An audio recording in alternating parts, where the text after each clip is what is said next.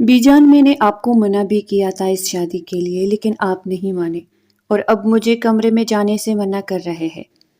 بیٹا، یہ شادی نہیں ونی میں آئی لڑکی ہے اور ہرگز میں نہیں چاہتی کہ ونی میں آئی لڑکی کے ساتھ سہاگ رات منایا جائے۔ میں آپ کی دوسری شادی بہت دھوم دھام سے کروں گی۔ آپ اس حویلی کے اکلوتے وارث ہیں اور میرے بھی دوسری ماؤں کی طرح آپ کے شادی کو لے کر بہت سے ارمان ہے۔ میں نے سوچا بھی نہیں تھا کہ میرے پوتے کی اس طرح شادی ہوگی۔ جی بی جان، ضرور، لیکن مجھے اپنے بیٹ کے علاوہ کہیں اور جگہ نیند نہیں آتا، فارس نے تکے ہوئے انداز میں کہا۔ ٹھیک ہے فارس، تم جاؤ، لیکن اس لڑکی کے نزدیک نہیں جانا۔ فارس نے بھی جان کو شب بخیر کہہ کر اپنے کمرے کی جانب جانے لگا۔ فارس کو یہ اندازہ نہیں تھا کہ کمرے میں جا کر پہلے ہی رات سے اس چھوٹی سی لڑکی پر دل ہار بیٹھے گا۔ اندر داخل ہوا تو وہ بے ڈنگے طریقے سے سو رہی تھی۔ وہ اپنے کوٹ کے بٹن کھولتا اس کی جانب بڑھا جو آدھی نیچے کو ڈھلکی ہوئی تھی۔ وہ اس کو بٹ کے کنارے سے تھوڑا آگے لٹانے کے لیے جھکا کہ اس کی مخصوص خوشبو اس کے نتنوں سے ٹکرائی۔ وہ ابھی اس کے نکاح میں آئی تھی۔ وہ 15 سالہ معصوم اور خوبصورت لڑکی اس کو ونی کے طور پر دی گئی تھی، جس کے باپ نے اس کے چاچو کا قتل کیا تھا اور اب اس کو ونی میں دیا گیا تھا۔ اس قتل کے بدلے اپنے مرحوم چاچو کا خیال آتے ہی اس کے اندر شرارے پھوٹنے لگے۔ وہ خود پہ ضبط کرتا پیچھے ہوا اور بالکنی میں چلا گیا۔ تھوڑی دیر کے بعد واپس آیا تو وہ اسی پوزیشن میں بے نیاز سو رہی تھی۔ توبہ ہے، اس لڑکی کو تو سونا بھی نہیں آتا۔ اچھے خاصے بندے کا ایمان خراب کر دے۔ اس کی سفید اور نازک سے پیٹ کو نظر آتا دیکھ کر وہ خود سے بڑبڑایا۔ صوفے میں بیٹھنے لگا۔ وہ تھوڑا سا کسمس آئی تو اس کے سنہرے بالوں کی لٹیں اس کے سبیز چہرے کا طواف کرنے لگی۔ یہ منظر دیکھ کر فارس کے دل میں ایک طوفان برپا ہوا۔ وہ 15 سال کی ہونے کے باوجود مکمل حسن رکھتی تھی۔ کسی کا بھی دل ڈگمگا سکتا تھا۔ وہ تو پھر اس کا شوہر تھا۔ وہ صوفے سے اٹھ کر اس کی جانب آیا اور اس کے پاس اس کو سیدھا لٹایا تاکہ وہ گر نہ جائے۔ ابھی اس کو چھوا ہی تھا فارس نے کہ وہ کرنٹ کھا کے بیدار ہوئی۔ آپ کون ہے؟ وہ ڈر کے پیچھے ہوتے بولی تھی۔ فارس کا دل کیا کہ اپنا سر پیٹ لے، جس کو اپنے شوہر کا ہی نہیں پتا تھا۔ وہی ہوں جس کے ساتھ تمہارا ابھی نکاح ہوا تھا۔ تمہارا شوہر؟ وہ چبا چبا کر بولا۔ وہ آپ ہے؟ وہ حیرت سے اپنے سے 15 سال بڑے اس خوبصورت سے شخص کو دیکھتے بولی۔ جی میں ہی ہوں، وہ کہتے ہوئے اٹھ کھڑا ہوا اور بیڈ کی دوسری سائڈ پر آ گیا۔ میں ونی ہو کر آئی ہوں، پھر آپ مجھ پر ظلم کریں گے، زبردستی اپنا حق لیں گے مجھ سے؟ وہ اچانک درد بری آواز میں بولتی اس کو چونکا گیا۔ یہ سب کس نے کہا تم سے؟ وائے بروچ کا کر پوچھنے لگا۔ بھلا وہ اس 15 سالہ لڑکی سے اپنا حق کیسے لے سکتا تھا جس کو شادی کا مطلب بھی ابھی ٹھیک سے معلوم نہ تھا؟ پھر وہ محض بدلے کی آگ میں کیوں اس کو اپنی وحشتوں کا شکار بناتا؟ وہ نکاح کے وقت کچھ لڑکیاں ایسے ہی بول رہی تھی کہ جو ونی ہو کر جاتی ہے اس کا شوہر اس پر ظلم کرتا ہے اور اپنا حق وصول کرتا ہے، اور اس کے بعد وہ خاموشی سے سر جھکا گئی۔ فارس کو تجسس پڑا۔ اور کیا کہتی تھی؟ وہ سوال کرنے لگا جو اس کو حیران کر رہی تھی۔ سجے سورے روپ میں وہ اس کے دل کے تار چڑھ گئی تھی اور کہتی تھی کہ تم ہمت سے کام لینا، ان سب میں بہت درد ہوتا ہے۔ وہ روحانسی ہو کر بولی۔ فارس کو جھٹکا دی گئی، جو یہ سب کبھی خواب میں بھی نہیں سوچ سکتا تھا۔ وہ تو خود ونی کی رسم کے خلاف تھا، قتل کے بدلے قتل چاہتا تھا، مگر گاؤں کی رسموں کے آگے مجبور اور بے بس ہو گیا۔ ادھر آؤ میرے پاس، وہ اچانک سے بولا۔ تو علینا نے سر اٹھا کر دیکھا۔ وہ تھوڑا جھجکتے ہوئے اس کے قریب ہوئی۔ کون سی کلاس میں پڑھتی ہو تم؟ اس نے اگلا سوال کیا۔ میں 7 کلاس میں پڑھتی تھی، اس نے معصومیت سے کہا۔ اس کی بات سن کر فارس نے ایک دم اس کے بازو کو کھینچ کر مزید اپنی جانب کیا۔ علینا کا دل اچھل کر حلق میں آ گیا۔ میرے قریب ہو کر بیٹھو تاکہ تمہیں مجھ سے ڈر نہ لگے اور مجھے سمجھنے میں مدد ملے۔ اس کے لہجے میں نرمی تھی۔ علینا کا دل بڑی مشکل سے سنبھلا تھا، ورنہ وہ تو سمجھی تھی کہ شاید وہ اپنا حق لینے لگا ہے۔ آپ مجھ پر ظلم نہیں کریں گے نا؟ نہیں اپنا حق لیں گے، وہ معصومیت سے بولتی فارس کو سیدھا اپنے دل میں اترتی محسوس ہوئی۔ اس نے آگے بڑھ کر اس کے سر اپنے سینے سے لگا لیا۔ الینا کا دل بڑی زور سے دھڑکا تھا۔ نہیں، میں اپنی چھوٹی سی بیوی پر کوئی ظلم اور زبردستی نہیں کروں گا۔ وہ محبت سے بولتا اس کو حیران کر گیا۔ سچ میں؟ وہ اس کے سینے سے منہ نکالتے پھر سے یقین دہانی کرنے لگی۔ فارس کا دل بے اختیار ہوا تھا۔ ہاں، سچ میں کہتا ہوں۔ ساتھ اس نے الینا کی روشن پیشانی پر اپنے لب رکھے۔ وہ جی جان سے لرزی تھی۔ مجھ سے ڈرنے کی ضرورت نہیں ہے، میں دوسروں جیسا نہیں ہوں الینا۔ وہ اس کا چہرہ تام کر اس کو ریلیکس کرنے لگا، جو ہولے ہولے کانپ رہی تھی۔ فارس کی بات پر اس کا جسم کانپنا بند ہوا۔ چلو اب سو جاؤ، مجھے بھی نیند آ رہی ہے۔ وہ اس کو اپنے حصار سے آزاد کرتے بولا تھا تو وہ اپنی جگہ پر پرسکون ہو کر آنکھیں موند گئی۔ الینا، یہ کپڑے کیوں نہیں چینج کیے؟ چپ نہیں رہے کیا؟ وہ اس کے عروسی جوڑے کی جانب دیکھ کر بولا تو الینا نے آنکھیں کھولی۔ چپ رہی ہے، لیکن میرے پاس کوئی سوٹ ہی نہیں، کیا کروں پھر؟ وہ منہ بنا کر بولی۔ وہ الماری کی جانب بڑھا اور اس میں سے اپنی ایک ٹراؤزر شرٹ نکال کر اس کو تما دی۔ آج کی رات گزار لو، کل تمہاری سارے کپڑے آ جائیں گے۔ وہ اس بات میں سر ہلاتے وارڈروب کی جانب بڑھ گئی۔ اب آگے پھر وہ امتحان میں پھنس گئی تھی۔ بال کرتی کے زپ میں اٹک کر رہ گئے جو نکل نہیں رہے تھے۔ وہ بارہا کوششیں کر کر کے تک چکی تھی۔ اس کو زیادہ وقت لگتا دیکھ کر فارس بھی پریشان ہو گیا۔ الینا، تم ٹھیک ہو نا؟ اتنا ٹائم کیوں لگ رہا ہے؟ اس نے آواز دی تو وہ بے بسی سے لب کاٹتی دروازے تک آئی۔ یہ زپ کھول دے، بال زپ میں اٹک گئے ہیں۔ وہ اپنی بیک اس کی جانب کرتے اس کے جزموں میں ایندھن لگا گئی۔ شفاف کمر پر بلیک سٹرپس اس کے حسن میں مزید اضافہ کر رہی تھی۔ فارس نے بمشکل ہاتھ بڑھا کر اس کے بالوں کو زپ سے آزاد کیا تو زپ کھول کر نیچے کو آ گئی۔ الینا نے بمشکل اپنی خام والی کرتی کو مٹھیوں میں دبوچ کر رکھا، ورنہ وہ ڈھلک جاتی۔ فارس کا دل دھڑکنے لگا تھا۔ ہو گیا ہے، اب کر لو چینج، وہ کہتے ہوئے بٹ کی جانب بڑھ گیا اور وہ چینج کر کے کچھ دیر بعد نکل آئے تو قیامت ڈا رہی تھی۔ یہ لڑکی آج میرا امتحان لے کر رہے گی، جو سراپا حسن لگ رہی تھی۔ اس کا اپنے منہ زور و جذبات پر بند باندھنا مشکل ہو گیا تھا، جبکہ وہ نفس کا غلام نہیں تھا۔ الینا خاموشی سے سمٹ کر اس کے پہلو میں لیٹ گئی تو اس نے بھی لائٹ آف کر کے آنکھوں پر بازو رکھ لیا۔ یہ رات اس کے لیے انتہائی مشکل تھی۔ وہ صبح جلدی اٹھا تھا۔ فریش ہو کر باہر نکلنے ہی الینا کی طرف دیکھا جو گہری نیند میں تھی۔ وہ چند لمحے اسے خاموشی سے دیکھتا رہا۔ اس کے چہرے پر سکون اور معصومیت تھی۔ قریب جا کر نرمی سے اس کا کندھا ہلایا۔ الینا، اٹھ جاؤ، صبح ہو گئی ہے۔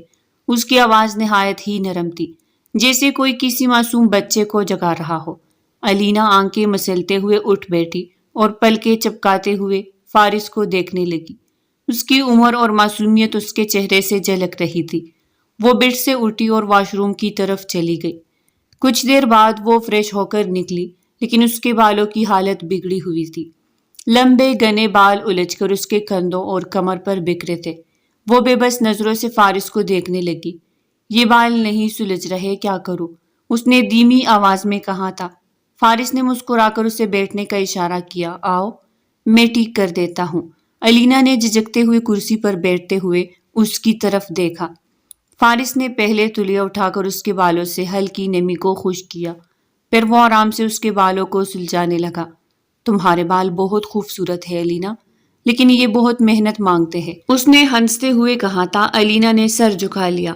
اس کے ہونٹوں پر پہلے ہلکی سی مسکراہٹ آ گئی۔ فارس نے بڑی احتیاط سے بالوں کی لٹوں کو سلجھایا اور پھر انہیں خوبصورتی سے باندھ دیا۔ بس اب بالکل پرفیکٹ ہو۔ وہ پیچھے ہٹ کر اس کے چہرے کو دیکھنے لگا۔ الینا نے آئینے میں خود کو دیکھا اور خوش ہو گئی۔ تھینک یو فارس، وہ مسکرا کر بولی تھی۔ کوئی بات نہیں، آئندہ خود کرنا سیکھنا، لیکن جب تک تمہیں ضرورت ہو میں مدد کر دوں گا، فارس نے نرمی سے کہا اور اس کے چہرے پر اطمینان دیکھ کر وہ بھی مسکرا دیا۔ وہ دونوں فریش ہو کر کمرے سے باہر نکلے۔ الینا کی چہرے پر جھجک نمایاں تھی۔ اس کے قدم فارس کے ساتھ ساتھ چلنے میں لرز رہے تھے۔ وہ ہر قدم پر فارس کی طرف دیکھتی جیسے اس کی حفاظت اور اعتماد کی منتظر ہو۔ فارس نے اس کی طرف ایک ہلکی سی مسکراہٹ سے دیکھا جو اس کے خوف کو کچھ حد تک کم کر گئی۔ نیچے ڈائننگ ٹیبل پر سب موجود تھے۔ جیسے ہی وہ دونوں اندر داخل ہوئے، بی جان کی نظریں لینا پر جا ٹھہری۔ ان کی پیشانی پر بل پڑ گئے تھے۔ یہ کیا تماشا ہے فارس؟ اس لڑکی کو کھانے کی میز پر کیوں لے کر آئے ہو؟ فارس نے لینا کا ہاتھ مضبوطی سے تھام لیا اور اپنی جگہ پر اطمینان سے کھڑا ہو گیا۔ بی جان، یہ اب سے میری بیوی ہے اور جہاں میں ہوں یہ بھی وہی ہوگی۔ یہ میرے برابر میں بیٹھے گی۔ بی جان کا چہرہ غصے سے سرخ ہو گیا۔ مت بھولو فارس کہ یہ لڑکی تمہارے چچا کے قاتل کی بیٹی ہے۔ پورے ڈائننگ ہال میں خاموشی چھا گئی۔ سب کی نظریں فارس اور بی جان پر جم گئی۔ الینا کے چہرے کا رنگ فاق ہوا اور اس کے ہاتھ لرزنے لگے۔ وہ نظریں جھکائے کھڑی تھی۔ فارس نے ایک گہری سانس لی اور بی جان کی جانب دیکھا۔ یہ قاتل کی بیٹی ہے بی جان، مگر یہ خود قاتل نہیں ہے۔ اس کے باپ کے گناہوں کا حساب اس سے نہیں لیا جائے گا۔ فارس کی آواز میں ایسا اعتماد اور سختی تھی کہ حال میں موجود ہر شخص حیرت زدہ رہ گیا، جیسے کسی نے اس پر سختہ طاری کر دیا ہو۔ سب کی آنکھیں فارس پر جم گئی۔ بی جان کی آنکھوں میں بے یقینی تھی، جیسے انہیں یقین نہ آ رہا ہو کہ فارس ان کی بات کا اس طرح سے جواب دے سکتا ہے۔ پاس کھڑی الینا خوف زدہ ہو گئی تھی۔ تم پریشان مت ہو الینا، میں تمہارے ساتھ ہوں۔ لیکن بحث کا ماحول اس قدر بوجھل ہو چکا تھا کہ الینا کا کھڑے رہنا محال ہو گیا۔ وہ کانپتے دل کے ساتھ کھڑے رہنے کی کوشش کر رہی تھی، لیکن ہر طرف سے نظریں اسے چلنے کی رہی تھی۔ آؤ اوپر چلتے ہیں، وہ اس کی حالت دیکھتے ہوئے بولا۔ بی جان نے غصے سے کچھ بولنے کی کوشش کی، لیکن الینا ان کی طرف دیکھے بغیر الینا کو آرام سے اپنے ساتھ لے گیا۔ وہ خاموش تھی، مگر اس کی آنکھوں میں آنسو تھے۔ فارس نے اسے کمرے میں لا کر بیڈ پر بٹھایا۔ اب یہ سب باتیں سننے کی ضرورت نہیں ہے، تم صرف میری بات سنو گی، باقی سب کو میں دیکھ لوں گا۔ الینا نے پہلی بار اس کی آنکھوں میں اعتماد کے ساتھ دیکھا اور دھیرے سے سر ہلا دیا۔ فارس نے مسکراتے ہوئے اس کے آنسو صاف کیے۔ چلو میں تمہارے لیے ناشتہ منگواتا ہوں، پھر دونوں ناشتہ کرتے ہیں۔ یہ کہتے ہی وہ اٹھ کر چلا گیا۔ وہ الینا کو ناشتہ کروا کر آفس کے لیے نکل چکا تھا اور وہ اپنے کمرے میں اکیلی تھی۔ صبح کے تلخ واقعات کے بعد اس کا دل بے حد بوجھل ہو چکا تھا، مگر فارس کی تسلی بخش الفاظ نے اسے کچھ سکون دیا تھا۔ وہ تھکن کے بعد دوبارہ بستر پر لیٹ گئی اور نیند کی آغوش میں چلی گئی۔ کچھ دیر ہوئی تھی کہ دروازے پر دھیمی سی دستک نے اسے جگا دیا۔ اس نے آنکھیں ملتے ہوئے دروازہ کھولا تو سامنے ایک ملازمہ کھڑی تھی۔ بی جان نے آپ کو نیچے بلایا ہے۔ اس کا دل ایک دم سے دھڑکنے لگا۔ وہ سامنے کھڑی ملازمہ کو دیکھنے لگی، جیسے یہ جاننے کی کوشش کر رہی ہو کہ اسے نیچے کیوں بلایا جا رہا ہے۔ اس کے دل میں وسوسے اٹھنے لگے تھے۔ وہ دھیرے دھیرے نیچے آئے، قدم باری ہو رہی تھی اور دل دھڑک رہا تھا۔ جیسے ہی وہ لاؤنج میں پہنچی، بی جان کی تیز نظریں اس پر گڑ گئی۔ یاد رکھو فارس کی نرمی سے یہ مت سمجھنا کہ ہم تمہیں اپنا لیں گے۔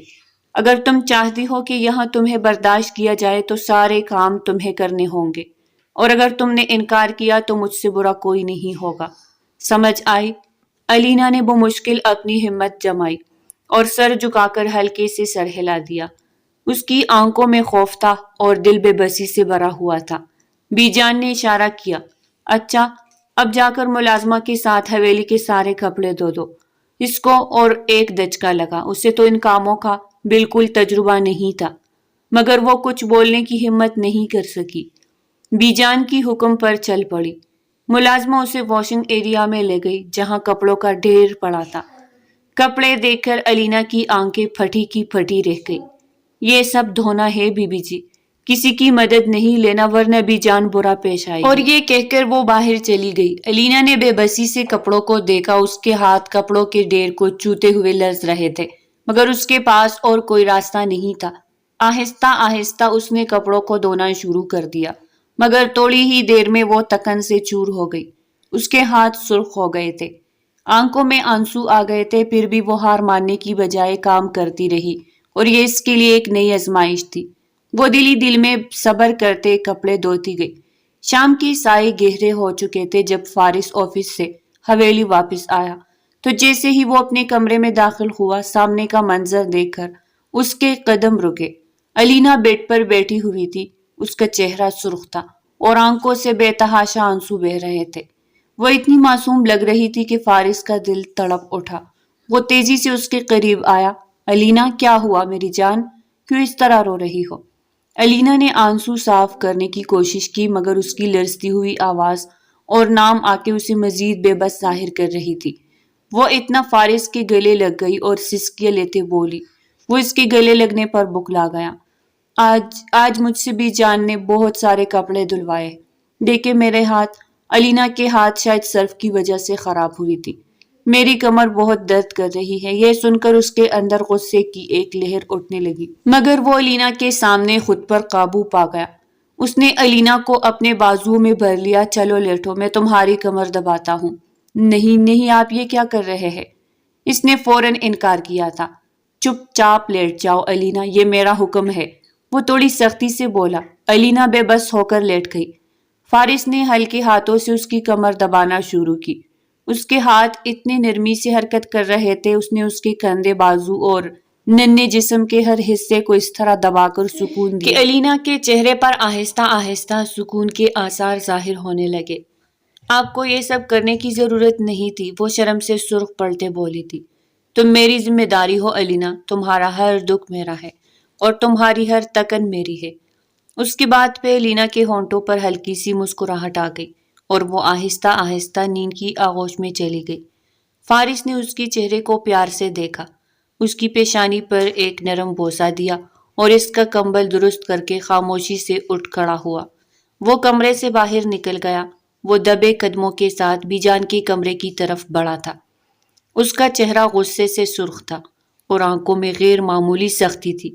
جیسے ہی اس نے کمرے میں قدم رکھا، وہاں بی جان، دادا جان اور دوسرے بزرگ گہری گفتگو میں مصروف تھے۔ فارس نے سیدھا بی جان کی طرف دیکھا۔ بی جان، آپ نے الینا سے پوری حویلی کے کپڑے کیوں دلوائے؟ کیا گھر کے باقی ملازمین ختم ہو گئے تھے؟ اس کی آواز میں غصہ تھا۔ بی جان جو سکون سے بیٹھی تھی، اس کے سوال اور لہجے پر فوراً چونک گئی۔ ان کے چہرے پر غصہ ابھر آیا اور وہ کھڑی ہوئی۔ فارس، یہ کس طرح کا لہجہ ہے؟ کیا تم اب ہم سے اس طرح بات کرو گے؟ جب سے وہ لڑکی اس گھر میں آئی ہے، تمہاری زبان اور رویہ دونوں بدل گئے ہیں۔ بھول گئے ہو کہ ہم تمہارے بڑے ہیں؟ بی جان، مجھے معاف کیجیے لیکن بات میری بیوی کی ہے۔ وہ اس گھر میں جیسے بھی آئی ہے، ونی ہو کر آئی ہو یا میری مرضی سے، لیکن اب وہ میری عزت ہے۔ میں نہیں چاہتا کہ کوئی اسے ملازموں جیسا سمجھ کر اس کے ساتھ زیادتی کرے۔ وہ اپنی غصے کو پیتا نہایت تحمل سے بولا تھا۔ بی جان کی نظریں سخت ہو گئی مگر وہ خاموش رہی۔ فارس نے ایک قدم آگے بڑھایا۔ آئندہ کوئی بھی کام ہو ملازمین سے کروایا جائے، الینا سے نہیں۔ میں اپنی بیوی کی عزت اور سکون پر کوئی سمجھوتا نہیں کروں گا۔ اس کی بات پر کمرے میں سناٹا چھا گیا۔ دادا جان اور باقی بزرگ حیرت سے فارس کو دیکھ رہے تھے۔ بی جان کا غصے سے کامتا ہوا چہرہ ان کی خاموشی کا گواہ بن چکا تھا۔ فارس نے ایک نظر اس پر ڈالی اور مضبوط قدموں کے ساتھ کمرے سے باہر نکل گیا۔ اپنے پیچھے ایک باری خاموشی چھوڑ گیا تھا۔ رات کا وقت تھا، ڈائننگ ہال میں دسترخوان سجایا جا چکا تھا۔ بی جان اور باقی گھر والے اپنی نشستیں سنبھال چکے تھے مگر فارس اور الینا غائب تھے۔ بی جان نے ارد گرد دیکھتے ہوئے ملازمہ کو بلایا۔ فارس کہاں ہے؟ اور اس لڑکی نے کھانے کے وقت ڈائننگ ٹیبل پر آنا کیوں نہیں پسند کیا؟ بی جان، وہ اپنے کمرے میں کھانا مانگ رہی ہے، ملازمہ نے ادب سے کہا تھا۔ یہ سن کر بی جان کا چہرہ سرخ ہو گیا۔ جا کر فارس کو کہو کہ فوراً نیچے آئے اور ڈائننگ ٹیبل پر کھانا کھائے۔ حویلی کے اصول اس طرح نہیں بدلتے، وہ غصے سے بولی تھی۔ ملازمہ سر ہلاتی ہوئی فوراً فارس کے کمرے کی طرف چل دی۔ کمرے کے اندر فارس اور الینا سکون سے بیٹھے ہوئے تھے۔ الینا کے چہرے پر ایک عجیب سی شرمندگی تھی اور فارس اس کی طرف محبت بھری نظروں سے دیکھ رہا تھا۔ ملازمہ نے دستک دی۔ صاحب، بی جان نے کہا ہے کہ آپ ڈائننگ ٹیبل پر آ کر کھانا کھائے۔ بی جان سے جا کر کہہ دو میں اور الینا ڈائننگ ٹیبل پر نہیں آئیں گے۔ ہمارا کھانا کمرے میں ہی دیا جائے۔ یہ فیصلہ میرا ہے اور اس پر کوئی سمجھوتا نہیں ہوگا، اس نے سنجیدگی سے کہہ کر دروازہ بند کر دیا۔ ملازمہ سہمے ہوئے انداز میں سر ہلاتی ہوئی واپس چلی گئی اور بی جان کو جا کر یہ پیغام دیا۔ بی جان جو پہلے ہی غصے میں تھی، یہ سن کر مزید بپھر گئی۔ ان کے چہرے کی سخت نظروں کی چمک خوفناک ہو گئی۔ بی جان کا دماغ نفرت سے اور غصے سے بھر چکا تھا۔ ان کے دل میں الینا کے لیے سازشی خیالات جنم دینے لگے۔ الینا جو اپنی معصومیت میں فارس کی محبت سے مطمئن، اس بات سے بے خبر تھی کہ بیجان کے دل میں اس کے خلاف نفرت کی آگ مزید بھڑک چکی ہے۔ صبح کا وقت تھا اور فارس معمول کے مطابق آفس کے لیے روانہ ہو چکا تھا۔ وہ اپنے کمرے میں بیڈ پر بیٹی بیجان جو پہلے ہی فارس کی محبت اور الینا کی موجودگی سے کر رہی تھی، دل میں نفرت کا طوفان لیے کمرے میں آئی۔ انہوں نے جب الینا کو بے فکری سے موبائل پر وقت گزارتے دیکھا تو ان کی برداشت کا بندھن ٹوٹ گیا۔ وہ غصے سے کمرے کے اندر آئی اور ایک جھٹکے میں الینا کے ہاتھ سے موبائل چھین کر دیوار پر دے مارا۔ موبائل دیوار سے ٹکرا کر چکنا چور ہو گیا۔ الینا نے خوفزدہ نظروں سے بیجان کی طرف دیکھا، لیکن اس سے پہلے کہ کچھ کہہ سکتی، بیجان نے ایک زوردار تھپڑ اس کے چہرے پر دے مارا۔ تھپڑ کی شدت سے الینا کا سر دیوار سے جا لگا اور وہ درد سے چیخ اٹھی۔ تمہاری یہ جرت کہ ہمارے اصولوں کے خلاف جاؤ، فارس کو ہمارے خلاف بھڑکا رہی ہو۔ اپنی عمر اور حیثیت دیکھو، کس نے کہا تھا کہ تم ہماری شکایت کرو؟ ان کی آواز سے در و دیوار ہل گئے تھے۔ الینا جو دیوار کے ساتھ سہمی کڑی تھی، روتے ہوئے بمشکل بولی، بیجان میں نے کوئی شکایت نہیں کی۔ لیکن اس کی بات مکمل ہونے سے پہلے ہی بیجان نے ایک اور تھپڑ اس کے منہ پر دے مارا۔ بیجان نے ملازمہ کو آواز دی، اسے نیچے لے کر آ۔ ملازمہ فوری طور پر کمرے میں داخل ہوئی اور الینا جو خوف اور بے بسی کے عالم میں تھی، اس کو گھسیٹتے ہوئے نیچے لے جانے لگی۔ وہ زور زور سے چیخنے لگی تھی، مجھے چھوڑ دو پلیز، لیکن اس کی آواز کسی نے نہ سنی۔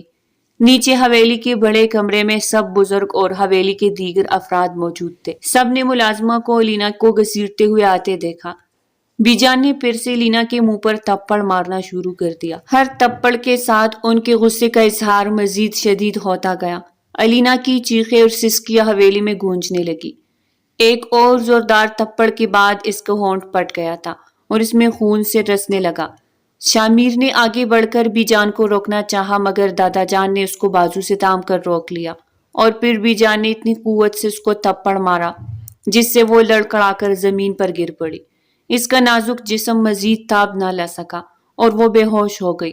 اسی وقت فارس حویلی میں داخل ہوا۔ وہ اپنی فائل لینے بھول گیا تھا، مگر الینا کو زمین پر بے ہوش ہوتا دیکھ اور اس کے ہونٹوں سے رسنے والے خون کو دیکھ کر اس کے اندر کا طوفان شدت اختیار کر گیا۔ وہ بھاگتے ہوئے الینا کے پاس آیا، اسے باہوں میں اٹھایا۔ یہ سب کیا ہو رہا ہے؟ کس نے کیا ہے یہ سب؟ وہ چیخا تھا مگر کسی نے کوئی جواب نہ دیا۔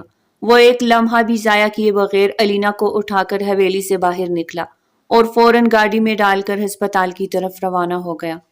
الینا کی بے ہوشی اور چہرے پر لگے زخم اس کی روح کو چیر گئے تھے۔ اس کے دل میں صرف ایک سوال گونج رہا تھا، آخر کیوں اس معصوم کے ساتھ ایسا کیا گیا؟ اس نے گاڑی کی رفتار بڑھا دی۔ الینا اس کی گود میں بے ہوش پڑی تھی۔ اس کے ہونٹ سے خون بہہ رہا تھا اور چہرے پر تھپڑوں کے نشان صاف دیکھے جا سکتے تھے۔ اس کی سانسیں معمولی سی تھی، لیکن اس کی بے ہوشی فارس کے دل کو زخمی کیے جا رہی تھی۔ ہسپتال پہنچتے ہی وہ اسے فوراً ایمرجنسی میں لے گیا۔ ڈاکٹرز نے اس کو اسٹریچر پر لٹایا اور اس کا فوری معائنہ شروع کر دیا۔ وہ بے چینی سے باہر ٹہل رہا تھا، اس کا دل بے قابو ہو کر دھڑک رہا تھا۔ تھوڑی دیر بعد ڈاکٹر باہر آیا تھا۔ آپ کی پیشنٹ کو شاید کافی شدید تشدد کا سامنا کرنا پڑا ہے، جس کی وجہ سے یہ بے ہوش ہو گئی تھی۔ ہم نے انہیں ڈرپ لگا دی ہے۔ خوش قسمتی سے ان کی حالت خطرے سے باہر ہے، لیکن ڈاکٹر کے الفاظ رک گئے جیسے وہ مزید کچھ کہنا نہیں چاہتے تھے۔ لیکن کیا؟ ڈاکٹر صاحب صاف صاف بتائے، فارس نے بے قراری سے پوچھا تھا۔ دیکھیں ان پر جسمانی تشدد کیا گیا ہے اور یہ کسی بھی حالت میں درست نہیں ہے۔ ایک معصوم کم عمر بچی پر اس طرح کا ظلم ناقابل قبول ہے۔ آپ کو ان کا خاص خیال رکھنا چاہیے۔ یہ سنتے ہی فارس کی روح جیسے لرز گئی۔ وہ خود کو اس بات پر ملامت کرنے لگا کہ اس نے الینا کو حویلی میں چھوڑا ہی کیوں۔ اس کی معصومیت، اس کا نازک وجود اور اس کے خلاف حویلی والوں کی شفافیت، یہ سب سوچ کر فارس کا دل پھٹنے لگا۔ الینا کو وارڈ میں منتقل کر دیا گیا تھا۔ وہ اس کے پاس بیٹھ گیا، اس کا ہاتھ اپنے ہاتھ میں لیا اور اپنی آنکھوں سے بہنے والے آنسو کو رکنے کی ناکام کوشش کرنے لگا۔ وہ اس کے چہرے پر پھڑے زخموں کو دیکھ رہا تھا جو اس کی بے بسی اور درد کے گواہ تھے۔ اس نے دل میں ایک فیصلہ کر لیا تھا کہ وہ الینا کو اب کبھی حویلی واپس نہیں لے کر جائے گا۔ وہ اس معصوم کو ان بے حسوں کے درمیان مزید نہیں چھوڑ سکتا تھا۔ میں اس کا محافظ ہوں، اس کا ساتھی، اور اس کی خوشیوں کا ذمہ دار بھی۔ میں کیسے اس سے لاپرواہی برت سکتا ہوں؟ وہ خود سے بولا تھا۔ اس کا دل یہ سوچ کر اور زیادہ دکھنے لگا تھا، لیکن وقت نے اسے یہ بتا دیا تھا کہ وہ اس کی زندگی کا سب سے اہم حصہ بن چکی ہے۔ وہ اپنی محبت کو مزید کسی کے ظلم کا شکار نہیں ہونے دے گا۔ فارس نے اس کے چہرے پر محبت سے ہاتھ رکھا۔ میری جان، اب تمہیں کسی چیز کا خوف نہیں ہوگا۔ میں ہوں تمہارے ساتھ ہمیشہ۔ الینا بے ہوشی کی حالت میں تھی، لیکن فارس کی باتوں میں محبت اور خلوص صاف جھلک رہا تھا۔ فارم ہاؤس کی خاموش فضا میں فارس الینا کو لے کر آیا تھا۔ گاڑی سے اترتے ہی الینا نے چاروں طرف نگاہ دوڑائی۔ یہ جگہ ایک خواب جیسی لگ رہی تھی۔ دور دور تک پھیلا سبزہ، ایک پرسکون سا ماحول، اور وہ خوبصورت گھر جو فارس نے الینا کے لیے چنا تھا، مگر اس کی آنکھوں میں اب بھی وہ چپ تھی جو فارس کو بے چین کر رہی تھی۔ فارس نے آہستہ سے اس کو سہارا دیا اور اسے فارم ہاؤس کے اندر لے آیا۔ اس نے الینا کو ایک آرام دہ صوفے پر بٹھایا اور اس کے قدموں میں بیٹھ کر محبت بھری نظروں سے اسے دیکھنے لگا۔ الینا کی آنکھوں میں تکن اور دکھ تھا، زبان پر خاموشی کی مہر لگی تھی۔ الینا، یہ گھر اب ہمارا ہے، صرف تمہارا اور میرا۔ یہاں کوئی نہیں ہوگا جو تمہیں تکلیف دے، کوئی نہیں جو تمہاری عزت کو روند سکے۔ ہم یہاں سکون سے رہیں گے، دور ان سب سے جو تمہیں رلا دیتے تھے۔ الینا نے آنکھیں اٹھا کر اس کی طرف دیکھا، لیکن وہ کچھ کہہ نہ سکی۔ فارس اس کی خاموشی کے پیچھے چھپے درد کو محسوس کر سکتا تھا۔ وہ کھڑا ہوا۔ ٹھہرو، میں تمہارے لیے کچھ کھانے کو لاتا ہوں، وہ کہہ کر کچن کی جانب بڑھ گیا۔ وہ کچن سے کھانا لے کر آیا تو اس نے پلیٹ الینا کے سامنے رکھی، اپنے ہاتھوں سے نوالے بنا کر اس کو کھلانے لگا۔ چلو کھاؤ، تم نے بہت دیر سے کچھ نہیں کھایا۔ آپ سچ کہہ رہے ہیں، ہم واقعی اس گھر میں رہیں گے، وہ چونک کر بولی۔ تو فارس کے چہرے پر مسکراہٹ آ گئی۔ ہاں الینا، یہ گھر صرف تمہارا اور میرا ہے، یہاں کوئی اور نہیں ہوگا، کوئی ظلم کرنے والا، کوئی تکلیف دینے والا۔ یہ گھر صرف تمہارے لیے ہے، تمہارے سکون کے لیے۔ وہ محبت سے بولا تھا۔ اس کی آنکھوں میں معصوم سی چمک آ گئی۔ وہ بچوں کی طرح خوش ہو گئی اور بے اختیار فارس کے گلے لگ گئی۔ فارس نے ہلکے سے اسے تھپتھپایا۔ تھوڑا سا فاصلہ رکھ کر بات کیا کرو، ورنہ پھر خود ہی مشکل میں پڑ جاؤ گی۔ وہ اس کے ہونٹوں کا لمس اپنے سینے پر محسوس کرتے مخمور لہجے میں بولا۔ کیا مطلب؟ کون سی مشکل؟ الینا نے حیرانی سے پوچھا تھا۔ کچھ نہیں، تم آرام کرو کمرے میں جا کر، میں یہ برتن رکھ کے آتا ہوں۔ فارس نے اسے شرارتی نظروں سے دیکھ کر کہا۔ فارس کی معنی خیز بات اس کے سر کے اوپر سے ہی گزر گئی تھی۔ وہ فارس کے فون پر کارٹون دیکھنے میں مگن تھی اور فارس اس کے پاس بیٹھا لیپ ٹاپ پر کام کر رہا تھا۔ الینا کی معصومیت اور کارٹون کے کرداروں کی آوازوں نے ماحول کو ہلکا پھلکا بنا رکھا تھا، لیکن اچانک فارس کے فون کی اسکرین پر کال آنے لگی۔ الینا نے بے دہانی میں فون اٹھایا اور اسکرین پر نظر دوڑائی۔ اس پر لکھا ہوا بی جان۔ وہ ڈر گئی۔ آپ کے فون پر کال آ رہی ہے، اس نے آہستہ سے کہہ کر فون فارس کو پکڑا دیا۔ اس نے فون الینا کے ہاتھ سے لے لیا اور کال اٹھاتے ہوئے جلدی سے کمرے سے باہر نکل گیا۔ اس کے قدموں کی رفتار اور چہرے کی سنجیدگی الینا کو کچھ عجیب سا لگا، مگر وہ خاموش رہی۔ فارس نے کمرے سے باہر جا کر فون کان سے لگایا تو دوسری طرف بی جان کا غصے سے بھرا لہجہ سنائی دیا۔ کہاں ہو تم؟ فارس، 2 دن ہو گئے ہیں تم نے حویلی میں قدم نہیں رکھا۔ ان کے لہجے میں سختی اور تلخی تھی۔ اس نے گہری سانس لی۔ بی جان، اب میں اس حویلی میں قدم نہیں رکھوں گا جب تک آپ لوگ الینا کو دل سے قبول نہیں کریں گے۔ وہ بے شک فنی ہو کر اس گھر میں آئی تھی، لیکن اب وہ میری بیوی ہے۔ الینا میری عزت ہے، اگر اس کے ساتھ کوئی برا سلوک کرے گا تو میں برداشت نہیں کروں گا۔ یہ سب سن کر بی جان کا غصہ اور بھڑک گیا۔ یہ تم کیا کہہ رہے ہو؟ کیا تم اپنوں کو چھوڑ کر اس لڑکی کے لیے؟ فارس نے بیچ میں ہی ان کی بات کاٹ دی۔ اس کی آواز میں غیر معمولی ٹھہراؤ اور سختی تھی۔ بی جان، میں نے اپنا فیصلہ کر لیا ہے۔ جب تک آپ لوگوں کے دلوں سے الینا کے لیے نفرت ختم نہیں ہوتی، میں اس گھر میں واپس نہیں آؤں گا۔ یہ کہہ کر اس نے بنا کسی توقف کے فون بند کر دیا۔ بی جان دوسری طرف ہوش باختہ ہو کر رہ گئی۔ ان کے چہرے پر بے بسی اور غصے کے ملے جلے آثار تھے۔ فارس نے فون بند کر کے ایک لمحے کو خود کو سنبھالا، گہری سانس لی اور اپنے اندر کے غصے کو قابو میں لاتے ہوئے کمرے کی طرف واپس لوٹ آیا۔ کمرے میں واپس آتے ہی فارس نے لینا کی طرف دیکھا جو اب اس کے لیپ ٹاپ پر کارٹون دیکھنے میں مگن تھی۔ وہ کچھ دیر اسے دیکھتا رہا۔ چلو الینا، اب بہت کارٹون دیکھ لی، اب سو جاؤ، وہ نرمی سے بولتا اس کے پاس آیا۔ نہیں مجھے بھی اور کارٹون دیکھنے ہیں، اس نے لیپ ٹاپ سے نظریں ہٹائے بغیر کہا۔ اس کی ضد پر وہ سر پکڑ کے رہ گیا۔ اس نے ہمیشہ ایک باشعور، اپنی ہم عمر اور سمجھدار بیوی کا خواب دیکھا تھا جو اس کے ساتھ قدم سے قدم ملا کر چل سکے، مگر حقیقت یہ تھی کہ اسے یہ معصوم اور ضدی سی 15 سالہ لڑکی ملی تھی جو اپنی دنیا میں مگن رہتی تھی، مگر اس کی معصومیت اور بچوں جیسی حرکتوں نے اس کے دل میں خاص جگہ بنا لی تھی۔ وہ اس معصوم سی لڑکی سے محبت کرنے لگا تھا۔ اپنی سوچوں کو جھٹکتا وہ بھی بیٹھ گیا۔ ٹھیک ہے دیکھ لو کارٹون۔ اس نے موبائل میں اس کے لیے نئے کارٹون لگا دیے، پھر خود لیپ ٹاپ اٹھا کر اپنے کام میں مشغول ہو گیا۔ دونوں اپنے کام میں مشغول تھے کہ اچانک لائٹ چلی گئی۔ الینا کے چہرے پر خوف کے آثار نمودار ہوئے۔ وہ ایک دم اچھل کر فارس کی گود میں آ بیٹھی۔ فارس اس غیر معمولی توقع حرکت پر بکلا گیا۔ یہ کیا کر رہی ہو الینا؟ کچھ نہیں ہوتا، آرام سے بیٹھو، آ جائے گی لائٹ ابھی، وہ سنبھل کر بولا تھا۔ نہیں مجھے ڈر لگ رہا ہے، مجھے آپ کے پاس ہی رہنا ہے، وہ خوف سے کانپتے ہوئے بولی۔ فارس نے فوراً موبائل کی ٹارچ آن کی تاکہ کمرے میں تھوڑی روشنی ہو سکے۔ الینا کا چہرہ اس کے کندھے کے قریب تھا اور اس کے ہونٹ بے اختیار الینا کی گردن سے مس ہو گئے۔ اس کی قربت نے فارس کے اندر ایک طوفان سا برپا کر دیا۔ وہ بمشکل اپنے جذبات کو قابو میں رکھنے کی کوشش کرنے لگا۔ الینا کی مزید نزدیکی نے اس کو بے چین کر دیا۔ الینا پلیز میرے صبر کا امتحان مت لو، سائڈ پہ ہو کے بیٹھو، کچھ نہیں ہوتا۔ وہ ضبط کی انتہا پر تھا۔ شاید نہیں، مجھے بہت ڈر لگ رہا ہے، وہ ضدی بچے کی طرح بولی تھی۔ فارس نے خود کو بڑی مشکل سے قابو میں رکھا۔ اس کا دل بہکنے لگا تھا، مگر وہ جانتا تھا کہ اسے اپنے جذبات پر قابو پانا ضروری ہے۔ وہ 15 سال کی معصوم لڑکی تھی، اس کی شدت و کتاب نہیں لا سکتی تھی۔ کچھ لمحوں بعد لائٹ واپس آ گئی۔ فارس نے سکون کی سانس لی۔ یار اب تو پیچھے ہٹ جاؤ، لائٹ آ گئی ہے، مجھے میرا کام کرنے دو۔ وہ اتر کر سائڈ پر بیٹھ گئی، مگر فارس کی حالت بہت نروس تھی۔ وہ گہری سانس کھینچ کر واپس اپنے کام میں مصروف ہو گیا۔ وہ اپنے آفس میں بیٹھا کام کرنے میں مشغول تھا۔ اس کی توجہ مکمل طور پر اسکرین پر تھی جب اچانک دروازہ کھلا اور دادا جان اور شاہ میر اندر داخل ہوئے۔ انہیں دیکھ کر فارس چونک گیا اور فوراً احتراماً کھڑا ہو گیا۔ بابا جان، دادا جان آپ یہاں پلیز بیٹھے۔ وہ ان کی جانب بڑھا تھا۔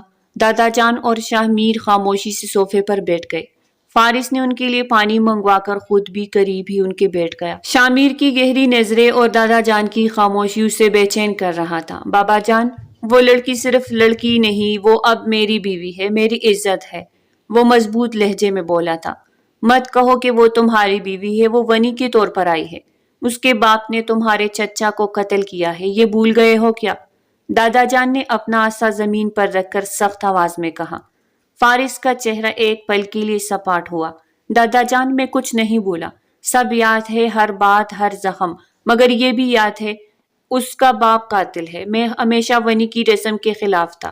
میں نے آپ سب کو پہلے ہی کہا تھا کہ مجھ سے امید نہ رکھیے گا کہ میں اس رسم کو نبھاؤں گا، مگر پھر بھی آپ نے زبردستی میرا نکاح مجھ سے 15 سال چھوٹی معصوم لڑکی سے کروا دیا۔ اب جب یہ سب کچھ آپ لوگوں کی مرضی سے ہوا ہے تو اب میرے فیصلوں کے ساتھ چلنا پڑے گا آپ سب کو، ورنہ یہ بزنس، یہ سب کچھ بھی میں چھوڑ دوں گا۔ وہ ہمیشہ ان کے ہر حکم کے آگے سر جھکا دیتا تھا۔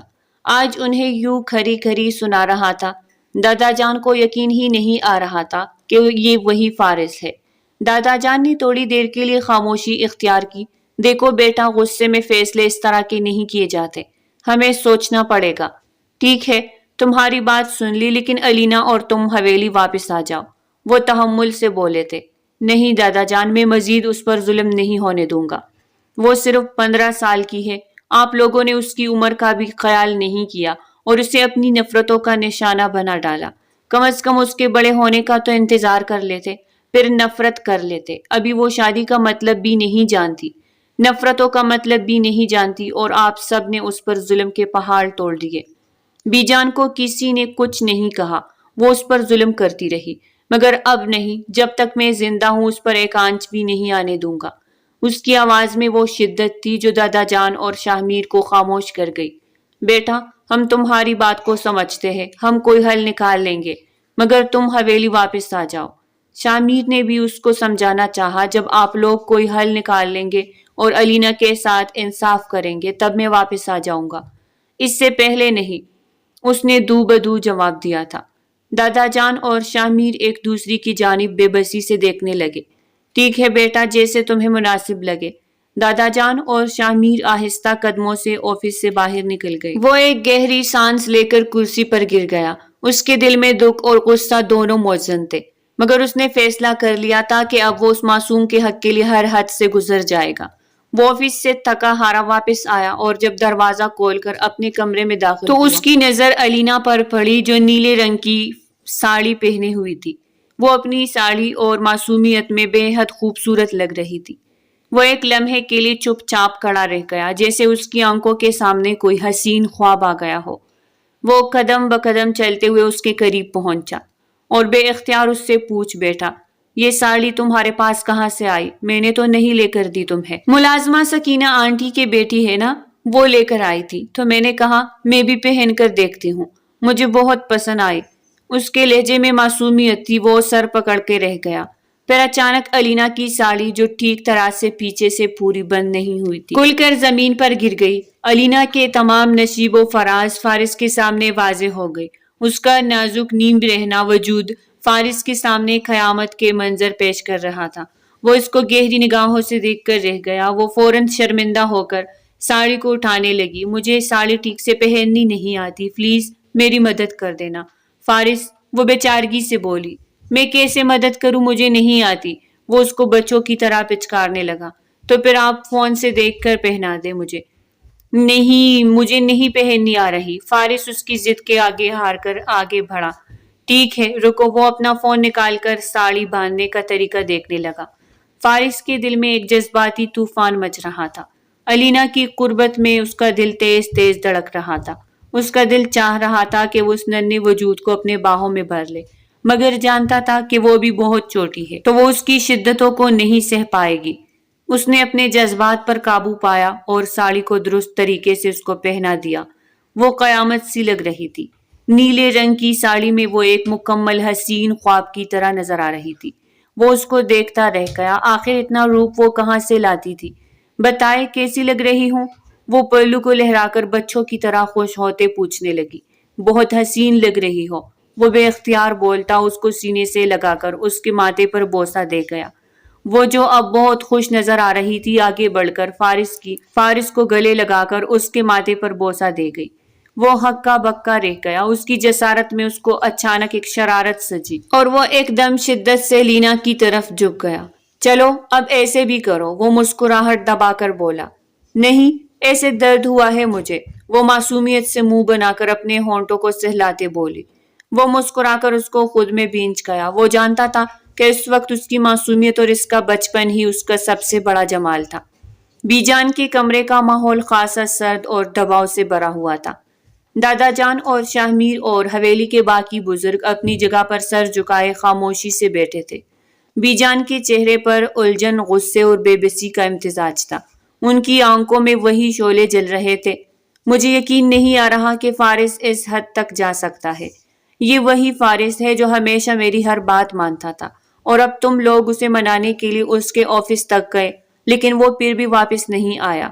آخر ایسا کیا جادو کر دیا اس لڑکی نے؟ کیا بات ہے جو اس نے اس حد تک بدل دیا ہے؟ بی جان، جو بھی ہے، ہمیں اب اس حقیقت کو تسلیم کرنا ہوگا۔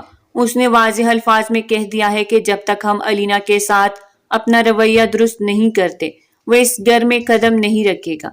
ہمیں اس کی بات ماننی پڑے گی، ورنہ یہ مسئلہ اور بڑھ جائے گا۔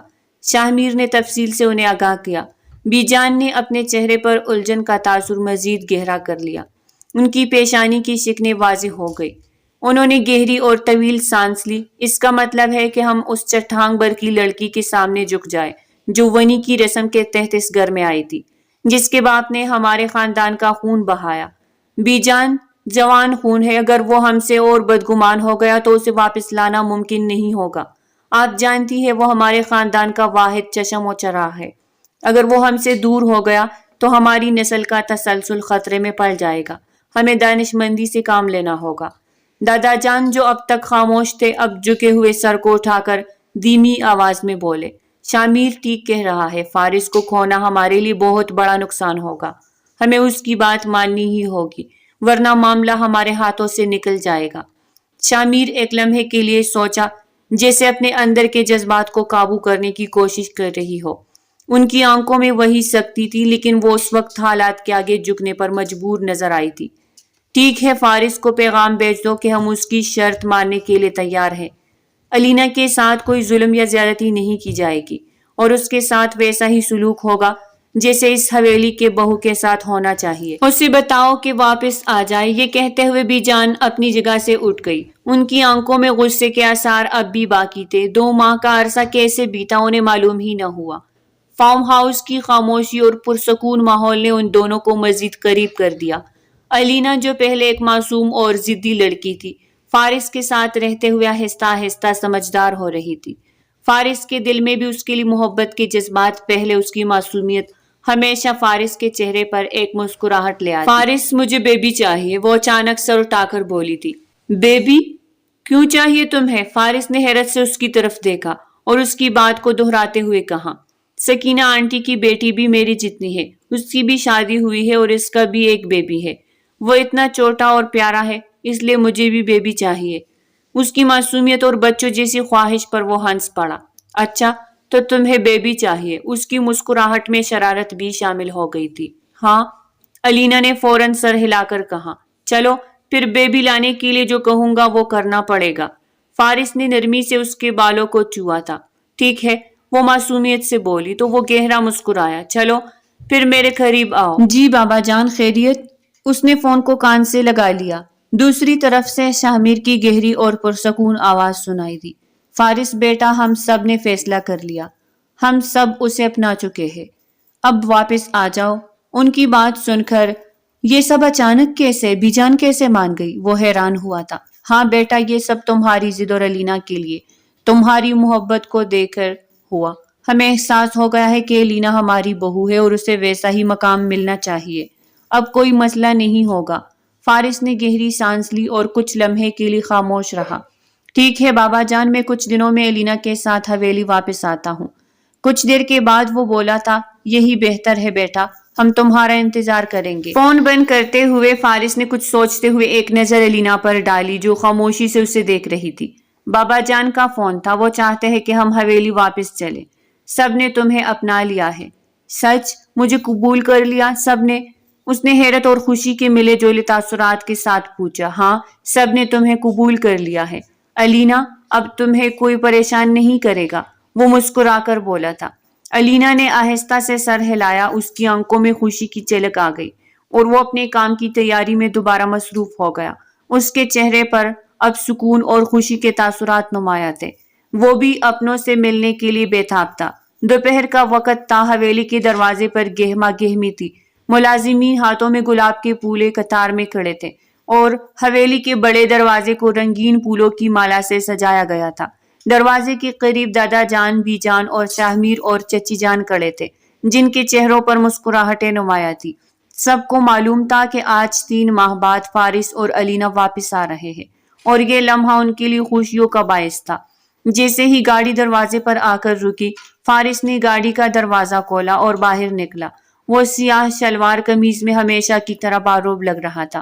الینا آہستہ سے باہر نکلی، گرے رنگ کی لباس میں بچوں جیسی معصوم مسکراہٹ لیے ملازمین نے ان دونوں پر گلاب کے پھول نچھاور کی اور حویلی کا ماحول خوشبو سے معطر ہو گیا۔ دادا جان نے آگے بڑھ کر فارس کو گلے لگا لیا۔ بیٹا، تمہارے واپس آنے سے حویلی کی رونق لوٹ آئی ہے، دادا جان نے جذبات سے لبریز لہجے میں کہا۔ آپ کی دعا ہے دادا جان۔ فارس نے نرمی سے دادا جان کے ہاتھ تھام لیے۔ اس کے بعد بی جان نے آگے بڑھ کر ان دونوں کو دعا اور پیار دیا۔ شاہمیر نے بھی مسکراتے ہوئے فارس کو گلے لگا لیا تھا۔ الینا کے چہرے پر خوشی اور حیرت کے ملے جلے تاثرات تھے۔ وہ بچوں کی طرح مسکراتے ہوئے سب کا استقبال دیکھ رہی تھی۔ اس کی آنکھوں میں خوشی کی چمک نمایاں تھی۔ حویلی کے اندر داخل ہوتے ہی ملازمین نے راستے میں پھول بچھا رکھے تھے اور ہر طرف محبت اور اپنائیت کا ماحول تھا۔ الینا فارس کے ساتھ ساتھ چلتے ہوئے کبھی حویلی کو دیکھتی اور کبھی لوگوں کی محبت بھری مسکراہٹوں کو۔ وہ دل ہی دل میں دعا کر رہی تھی کہ یہ خوشیاں ہمیشہ قائم رہے۔ جلد ہی سب دسترخوان پر جمع ہو گئے۔ کھانے کی میز رنگ برنگے کھانوں سے سجی ہوئی تھی۔ سب نے ہنسی مذاق کے درمیان کھانا کھایا۔ الینا ہر کسی کے ساتھ پر اعتمادی سے بات کر رہی تھی اور فارس اسے دیکھ کر دل ہی دل میں خوش ہو گیا تھا۔ کہ اس کا فیصلہ درست ثابت ہوا۔ کھانا پرسکون ماحول میں کھایا گیا۔ ان کو حویلی آئے کافی مہینے ہو گئے تھے۔ سب کا رویہ الینا کے ساتھ بدل گیا تھا۔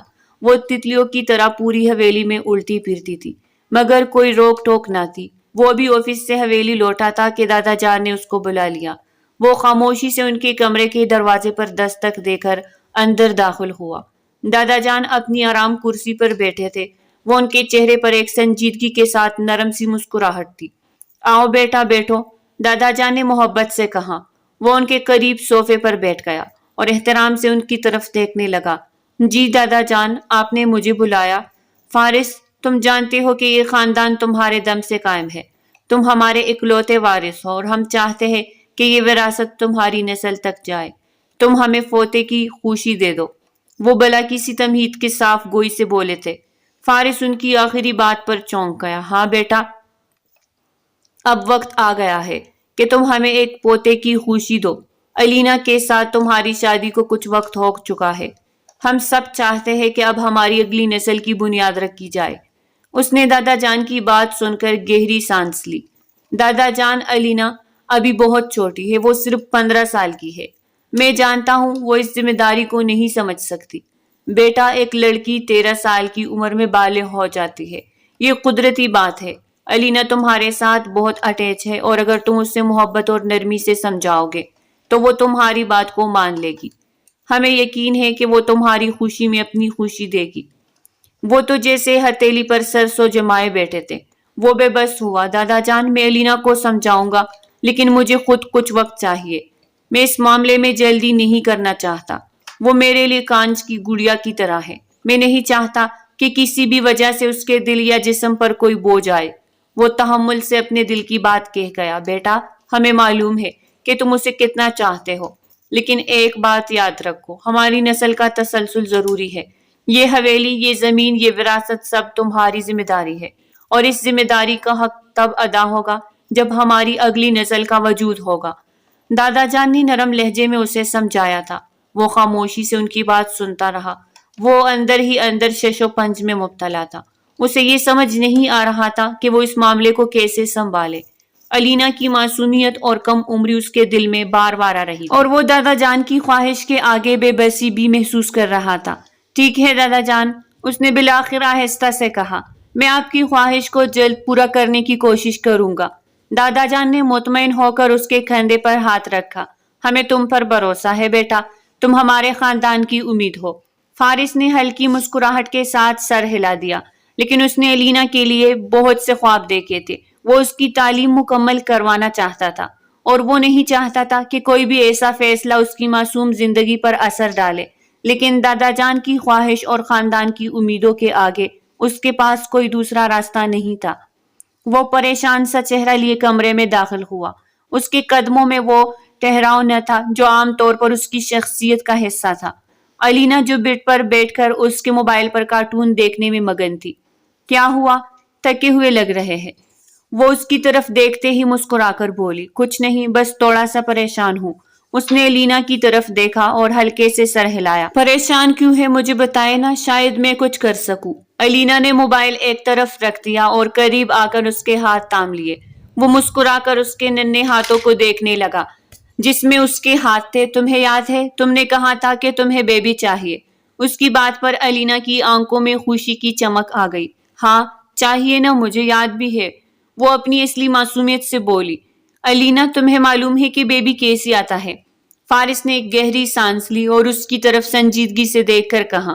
الینا نے پریشان ہو کر فارس کی طرف دیکھا اور نفی میں سر ہلا دیا۔ نہیں، مجھے تو نہیں پتا، لیکن آپ تو سب جانتے ہیں نا، آپ ہی بیبی لے کر آئے۔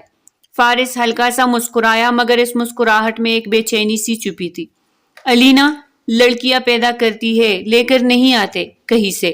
اس کے بات پر الینا نے حیرت سے آنکھیں پھیلائی۔ کیا واقعی؟ مجھے تو یہ بھی نہیں پتا تھا، لیکن میں کیوں پیدا کروں بیبی؟ آپ پیدا کریں نا۔ فارس نے اس کی معصومیت پر بے ساختہ قہقہا لگایا، لیکن جلد ہی سنجیدہ ہو گیا۔ الینا، بیبی ہونے کے ناطے یہ تمہاری ذمہ داری ہے، لیکن تم ابھی بہت چھوٹی ہو، میں تمہیں سب کے لیے مجبور نہیں کرنا چاہتا۔ الینا نے گردن جھکا کر سوچنے والی انداز میں سر ہلایا۔ اگر یہ میری ذمہ داری ہے تو ٹھیک ہے، میں کر لوں گی، لیکن یہ کیسے ہوگا؟ فارس نے اس کے سوال پر کچھ لمحے خاموشی اختیار کی۔ یہ باتیں تمہارے لیے سمجھنا بھی مشکل ہے، لیکن میں تمہیں وقت دوں گا۔ جب تم ان باتوں کو سمجھنے کے قابل ہو جاؤ گی تب ہی ہم اس بارے میں سوچیں گے۔ وہ آہستہ سے اس کو سینے سے لگا کر بولا تھا۔ الینا نے محبت سے اس کی طرف دیکھا اور مسکرا دی۔ ٹھیک ہے فارس، آپ جو کہیں گے میں وہی کروں گی۔ آپ میرے لیے سب کچھ ہے۔ فارس نے مسکرا کر اس کے ماتھے پر نرمی سے بوسہ دیا اور خود سے وعدہ کیا کہ وہ اسے کبھی کسی دباؤ یا تکلیف میں مبتلا نہیں کرے گا۔ اس کی معصومیت اور اس کے بھروسے مند مسکراہٹ نے فارس کے دل کو سکون بخشا، مگر اندر ہی اندر وہ دادا جان کی خواہش کے بوجھ تلے دب رہا تھا۔ 3 سال بعد آج اس کی 18ویں سالگرہ تھی۔ آج وہ پورے 18 سال کی ہو گئی تھی۔ اس 3 سال کے عرصے میں فارس شاہ کی محبت نے اسے ایک حسین دوشیزہ بنا کر ابھارا تھا۔ وہ یاقوتی حسن کے مالک تھی جو اسے دیکھتا دیکھتا ہی رہ جاتا۔ وہ اس قدر حسین و جمیل تھی، مگر فارس شاہ اب تک ادھورا تھا۔ اس نے اس کے بڑے ہونے کی بڑی شدت سے انتظار کیا تھا۔ اس نے دادا جان اور بی جان کو بھی اپنے ساتھ 3 سال کے انتظار کی سولی پر لٹکا کر رکھا ہوا تھا، جو اسے پوتے کے خواہش مند تھے، مگر اس کے کہے کے مطابق الینا کے 18 سال کے ہونے کا انتظار کر رہے تھے۔ رات سالگرہ کی تقریب کے بعد وہ تکی ہوئی وارڈروب سے ڈریس چینج کر کے ڈریسنگ ٹیبل کے آگے بیٹھی اپنے ہاتھوں پر لوشن لگا رہی تھی۔ فارس ابھی تک کمرے میں نہیں آیا تھا، وہ دوستوں میں بیٹھا ہوا تھا۔ ابھی اس کو کچھ ہی دیر ہوئی تھی کہ کمرے کا دروازہ کھلا۔ اس نے مڑ کر دیکھا تو فارس اس کو دیکھ کر مسکراتے ہوئے اس کی جانب آیا۔